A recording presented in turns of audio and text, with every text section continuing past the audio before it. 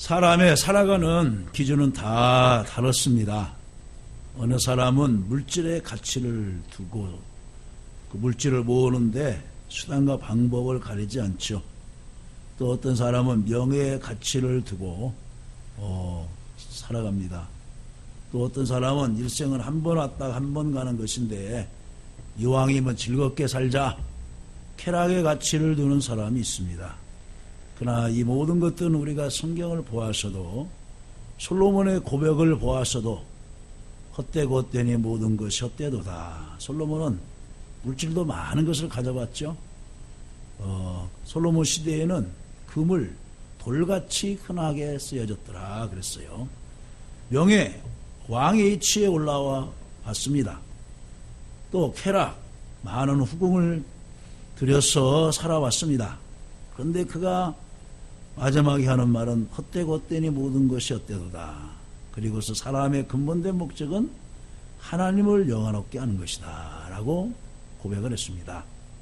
그렇다면 진정 가치 있는 삶은 피조물인 우리 인간이 자기 주관을 꺾고 주님의 뜻을 쫓아 살아가는 것이 가치 있는 인생입니다. 본문에서 어떤 것이 가치 있는지를 한번 생각해 봅니다.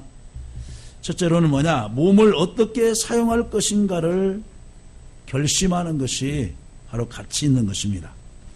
20절에 보면은 이렇게 나와 있습니다.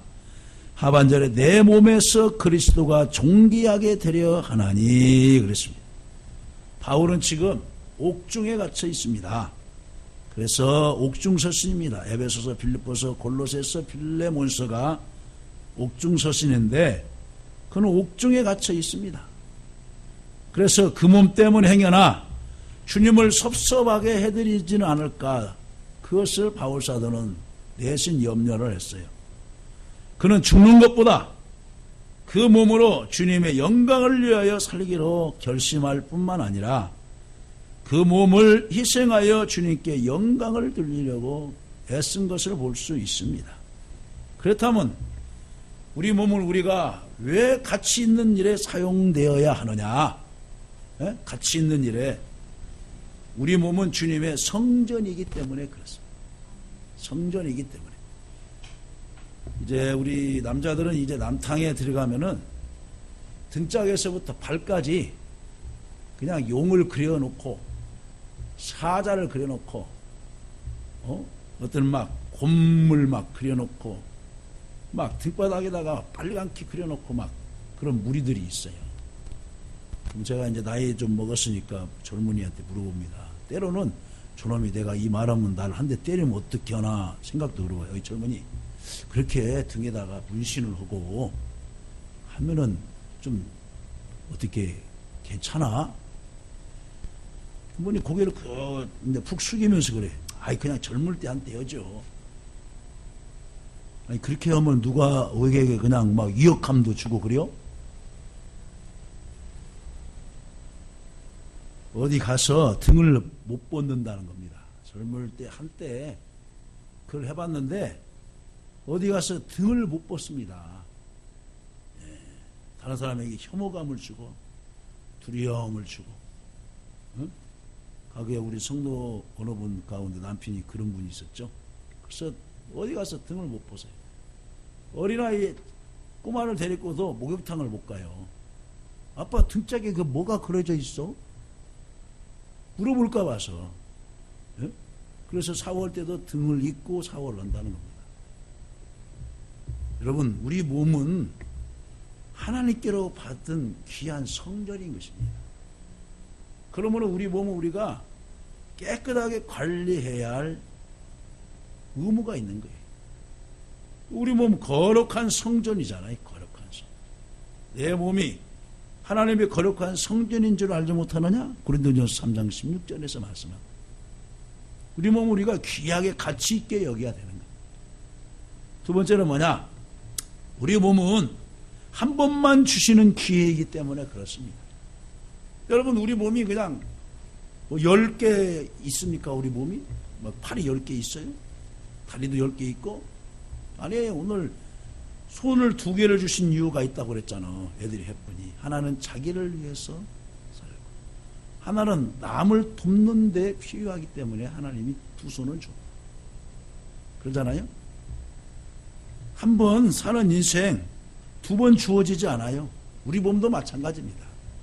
한 번 망가지면은 그 몸을 건강하게 회복할 때까지 많은 시간과 노력이 필요해요. 많은 또 돈도 필요해요. 잃어버린 건강을 회복하기 위해서 수술도 해야죠. 거기에 따른 영양주사액도 맞아야죠. 또 피도 공급해야 되죠. 두 번 살 수 없어요. 우리 몸을 가지고. 그렇기 때문에 소중한 것인 줄 알고 이 몸을 가지고 하나님 앞에 어떻게 살아야 되지? 라고 하는 그런 여러분 결심을 하기를 주님의 이름으로 간절히 축원합니다. 아멘. 그 다음에 두 번째는 뭐냐? 마음을 어디에 두고 살아갈 것인지를 깨달아야 가치 있는 삶을 살아갈 수가 있어요. 육신의 생활인 땅 위의 삶이 전부라고 하면은 무엇을 하여야 가장 가치 있을까? 아무리 곰곰이 생각해 보아도 땅 위에서는 하나도 골라볼 것이 없어요. 명예도 권세도 돈도 다 정함이 없는 것임을 깨닫고 그 마음을 하늘의 소망을 두고 살아가는 것이 가치 있는 삶인 것입니다. 그래서 잠언서 4장 23절에 모든 지킬 만한 것보다 내 마음을 지키라. 생명의 근원이 이에서 남이니라고 말하고 있어요.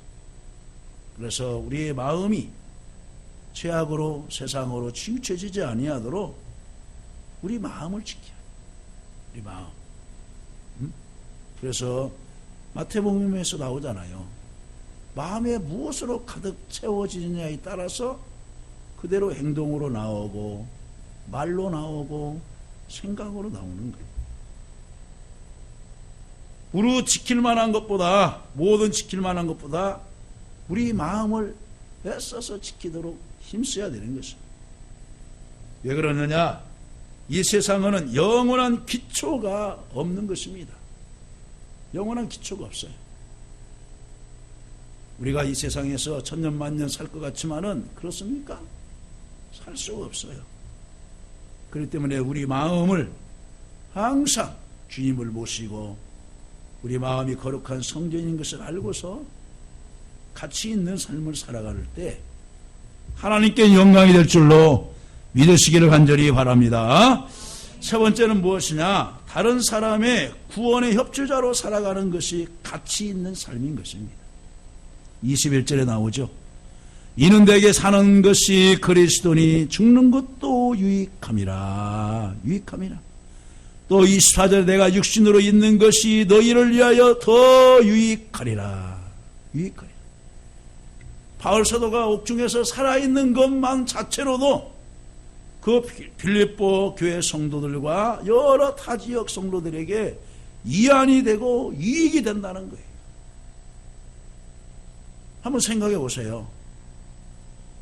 옥중에 갇혀 있으면 빨리 죽는 것이 걱정도 안 되고 빌립보 성도들이 또 와서 신방하는데 걱정하고 가고 그럴 터니까 빨리 내가 죽어야 너희들에게 성도들이 유익할 것이라고 생각될 터인데 바울 사도는 그렇게 생각한 것이 아니에요. 내가 육신으로 있는 것이 너희를 위하여 더 유익하리라.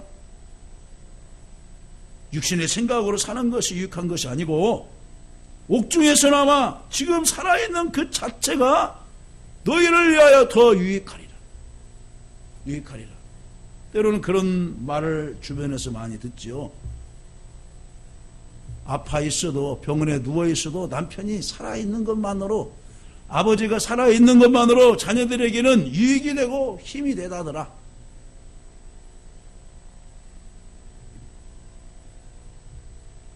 자녀들에게 정말 평소에 정말 힘이 되고 그 어머니에게 큰 힘이 되었으면 그런 말을 또 자녀들이 하지요. 근데 젊었을 때 마음대로 살고 그냥 어머니에게 큰 실망이나 끼쳐드리고 한 다음에 병원에서 10년, 20년 오랫동안 살아 있어 보세요. 자녀들의 유익이 되더라고 하는가. 여러분이 몸져 누워 있어도 평소에 잘 살았으면은 자녀들에게, 남편에게, 아내에게 그래도 당신이 살아있는 것만 해도 나는 힘이 되네. 그 사람에게는 육신으로 있는 것 자체가 유익이 되는 거예요. 그런데 어떤 사람은 더 살아있는 것 자체가 다른 사람에게 불리함을 주고 피해를 끼치는 경우가 있어요. 그런데 바울사도는 옥중에서 있는 동안까지라도 다른 사람들에게 어떻게 했어요? 유익이 아니라 더 유익하리라. 유익보다 더 유익하리라. 그러니까 바울사도가 얼마나 가치 있는 삶을 살았겠어요. 모든 겸손과 온유로 하고 섬기기를 더 잘하고 또 받는 것보다 주는 것이 더 복되다고 하면서 오전에도 얘기했지만 내가 그리스도를 본받는 것처럼 너희도 나를 본받으라. 그렇게 고백할 정도로 가치 있는 삶을 살아가니까 옥중에 있는 동안까지도 다른 사람에게 유익을 끼쳤다는 것입니다. 여러분, 우리가 죽는 그날까지 다른 사람에게 유익과 도움을 주고 살아가시기를 주님의 이름으로 간절히 축원합니다. 아멘. 다른 사람의 구원 협조자로 살아갈 때 복이 있는 거예요. 만일 내가 살아있는 것이 다른 사람의 믿음 생활과 사회생활, 가정생활에 방해가 되고 있다면은 우리 자기 삶을 되짚어 보아야 하는 것입니다. 주님께서는 어린 소자 하나를 식좋게 하면 연자맷돌을 목에 메고 빠지는 것이 유익하다고 말한 적이 있는데, 이 말은 다른 사람의 구원에 유익하게 살아가라는 뜻으로 해석할 수 있습니다. 다른 사람의 믿음 생활, 다른 사람의 가정 생활, 다른 사람이 사회 생활, 다른 사람이 회사 생활을 할 수 있는데 우리가 옆에서 도움을 주고 협조자로 살아가는 거예요. 협조자. 바울이 살아있음이 빌립보 성도들에게는 유익하다고 말하고 있습니다. 유익하다. 여러분, 김병희 효자 없다고 말을 하잖아요. 김병희 효자 없다. 아무리 잘해도 어느 한 가지만 틀어지면은 사람이 뒤돌아서 가버려요. 수시로 변하는 것이 사람의 마음이에요. 그런데 한결 같았어요. 빌립보 성도들. 그러면서도 무엇이냐? 바울 사도님, 옥중에 있는 것만이라도 우리에게는 유익한 것입니다. 또 바울 사도도 그렇게 했어요. 내게 사는 것이 그리스도니 죽는 것도 유익하다. 사는 것도 너희에게는 유익하지만은 내가 옥중에서 이제 순교하는 것도 너희에게는 유익하다고 말해주고 있어요. 우리로 한번 적용해 봅시다. 내가 살아가면서도 다른 사람들에게 유익을 주어서 유익하고, 내가 죽은 그 자체도 많은 사람들에게 감동을 주어서 나도 저분처럼 살아야지. 여러분의 장례식장에 와가지고 예배에 참석하면서 나도 저분처럼 살아야지. 하나라도 깨닫고 가면은 유익을 주는 거예요. 만약에 그렇지 않게 생각하는 사람이 있다면은 우리는 지금이라도 늦지 않았으니까 잘 살아야 될 줄로 믿습니다. 그 다음에 네 번째는 뭐냐? 복음에 합당하게 사는 것이 가치 있는 삶입니다. 27절을 읽습니다. 오직 너희는 그리스도의 복음에 합당하게 생활하라. 합당하게 생활하라. 네? 우리는 다 구원받은 자입니다. 그러면 하나님 자녀답게 살아야 합니다. 하나님 자녀답게 살아가는 것이 복음에 합당하게 사는 것이며 복음 자체이신 예수님 뜻대로 사는 것입니다. 목사는 목사답게 살아야 되고, 장로는 장로답게 살아야 되고, 권사는 권사답게 살아야 되고, 집사는 집사답게 살아야 되고, 성도는 성도답게 살아야 복음에 합당하게 사는 것입니다. 구원받았다고는 하나, 교회 중직은 맡았다고 하나, 동네에서 여기에서 저기에서 뒤에서 수근수근 소리 들리고 안 좋은 부정적인 얘기가 들려오면은 이것은 복음에 합당하게 살아간 것이 아니에요. 복음의 걸림돌이 돼요. 요즘 더군다나 여러분 전도하기가 얼마나 힘들습니까? 교회의 이미지를 떨어뜨린 실추된 이미지를 업그레이드 한다는 것이 얼마나 어렵습니까? 근데 교회에서 자주 분쟁이 일어나고 그것 때문에 총회로 세상 법정으로 오가고 시내에 다 소문이 나고 어머니 여러분 그 교회를 누가 가려고 하겠어요? 자기끼리도 해결되지 못하면서 무슨 남에게 전도해서 예수 믿으라고? 앞에서는 예 하지만 뒤에 가서는 너네들이나 차려. 너네들 매일 새벽마다 기도하면서 뭘 기도하는데 그렇게 싸먹고 그려. 안 맥히는 거예요. 안 맥히는 거예요. 안 맥히는 거예요.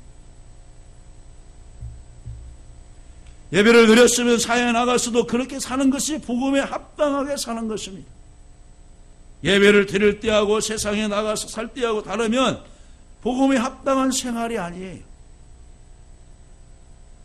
복음은 변함없는 하나님의 진리이기 때문에 복음에 합당하게 생활하라 말하고 있어요. 복음은 부끄럽지 않기 때문에 복음에 합당하게 생활하라 말하고 있습니다. 여러분 복음을 전했으면서 여러분이 부끄러움을 당합니까? 주님을 위해서 고난을 당하고 주님을 위해서 핍박을 당하고 주님을 위해서 매맞음을 당하고 주님을 위해서 침뱉음을 당하면은 그것은 부끄러운 것이 아니에요. 여러분들이 진실하게 살려고 하다가 애매히 고난을 당하고 있어요. 그건 부끄러운 것이 아니에요. 여러분 다니엘이 사자굴에 들어간 것이 부끄러운 일입니까?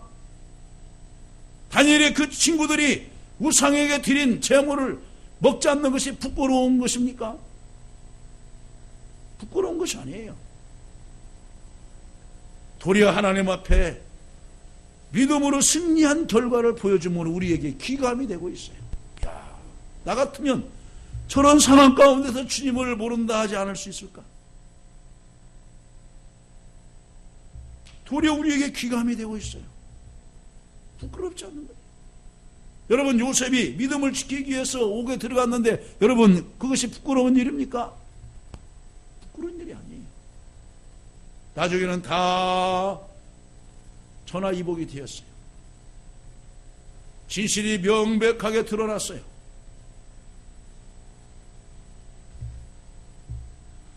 여러분 우리는 이제 복음에 합당하게 생활하시기를 주님의 이름으로 간절히 축원합니다. 하나님 말씀대로 살아가는 것이 복음에 합당하게 생활하는 거예요. 사랑하면서 살아가는 것이 복음에 합당하게 생활하는 거예요. 인내하면서 절제하면서 살아가는 것이 복음에 합당하게 살아가는 것입니다. 네 번째는, 다섯 번째는 무엇이냐? 하나님을 위해서는 고난도 받는 것이 가치 있는 것입니다. 29절을 읽습니다. 시작. 그리스도를 위하여 너희에게 은혜를 주신 것은 다만 그를 믿음뿐 아니라 또한 그를 위하여 고난도 받게 하려 하심이라. 아멘. 우리는 주님을 믿으면 모든 것이 만사형통인 줄로 생각합니다. 그렇지 않습니다.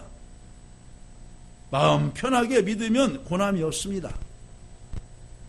잘 믿으려고 하고 제대로 믿으려고 하니까 고난이 오는 것이지, 편하게 믿으면 고난이 안 와요. 주일날 가기 싫어서 안 오면 돼요. 자기 일 오면은 누가 뭐라고 해요? 고난이 안 와요. 잘 믿으려고 하니까 고난이 오지. 성경에 보세요. 잘 믿으려고 하는 사람에게는 다 고난이 왔어요. 베드로도 고난이 많잖아요. 고난이 왔어요. 바울사도는 더 많이 왔어요. 초대교회 모든 우리 사도들 다 고난 받았어요.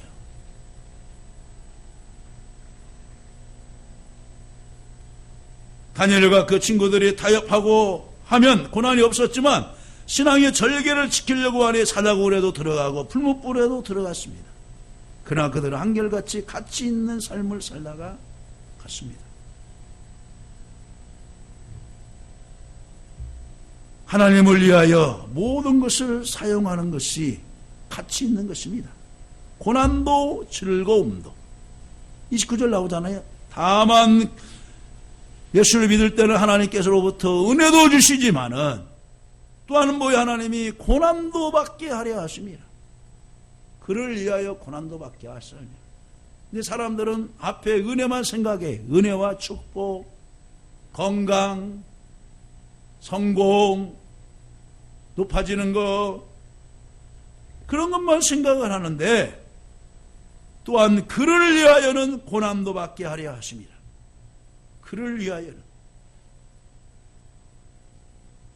그를 위하여 고난도 받게 되는 사람에게는 하나님이 어떻게 하십니까? 바로 면류관을 주십니다. 면류관을 주셔. 면류관을 주셔. 말씀을 맺도록 하겠습니다. 한 번 가는 짧은 인생 무엇을 위해서 살 것입니까? 또한 누구를 위해서 살 것입니까? 가치 있는 삶을 깨달으시고 후회 없는 삶을 사시기를 주님의 이름으로 간절히 축원합니다.